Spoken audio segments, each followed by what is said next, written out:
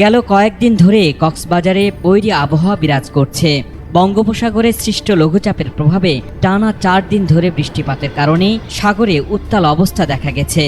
কখনো মাঝারি কখনো মুষলধারে বৃষ্টিপাত হয় সমুদ্র পাড়ের মানুষের জীবনযাত্রা স্থবির হয়ে পড়েছে। ফলে বিশ্বের দীর্ঘতম সমুদ্র সৈকত দেখতে আসা হাজার হাজার পর্যটক পড়েছেন ভোগান্তিতে। গেল 4 দিনের টানা বৃষ্টিতে কক্সবাজার শহরের বিভিন্ন এলাকা ও জেলার 9 উপজেলার নিম্ন অঞ্চল প্লাবিত হয়েছে। সড়কে পানি ওঠায় যান চলাচল ব্যাহত হচ্ছে। কক্সবাজার আবহাওয়া কার্যালয়ের সহকারী আবহাওয়াবিদ আব্দুল হান্নান জানিয়েছেন, সোমবার দুপুর 3টা পর্যন্ত গত 24 ঘন্টায় 153 মিলিমিটার বৃষ্টিপাত রেকর্ড করা হয়েছে।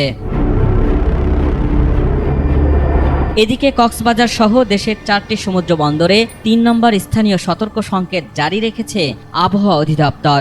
আবহাওয়ার পূর্বাভাসে বলা হয়েছে 9 জুলাই পর্যন্ত এ অঞ্চলে ভারী থেকে অতি ভারী বৃষ্টি হতে পারে, যা পার্বত্য এলাকায় পাহাড় ধসের আশঙ্কা তৈরি করেছে।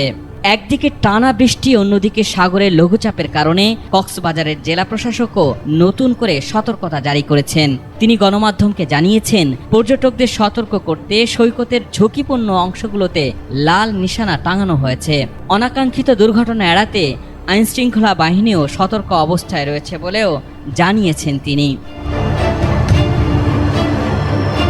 প্রবল বৃষ্টিপাত ও লঘুচাপের কারণে সৈকতে নামা ঝুঁকিপূর্ণ হয়ে ওঠায় অনেক পর্যটক আগেই হোটেল বুকিং বাতিল করে ফিরে যেতে বাধ্য হচ্ছেন। স্থানীয় ব্যবসায়ীরাও পড়েছেন ক্ষতির মুখে। কক্সবাজারের পর্যটক ও হোটেল ব্যবসায়ীরা জানিয়েছেন, 3 দিনের ছুটি উপলক্ষে কক্সবাজারের হোটেল, মোটেল, রিসোর্ট ও গেস্ট হাউসগুলোর প্রায় 90% কক্ষ আগাম বুকিং করা ছিল।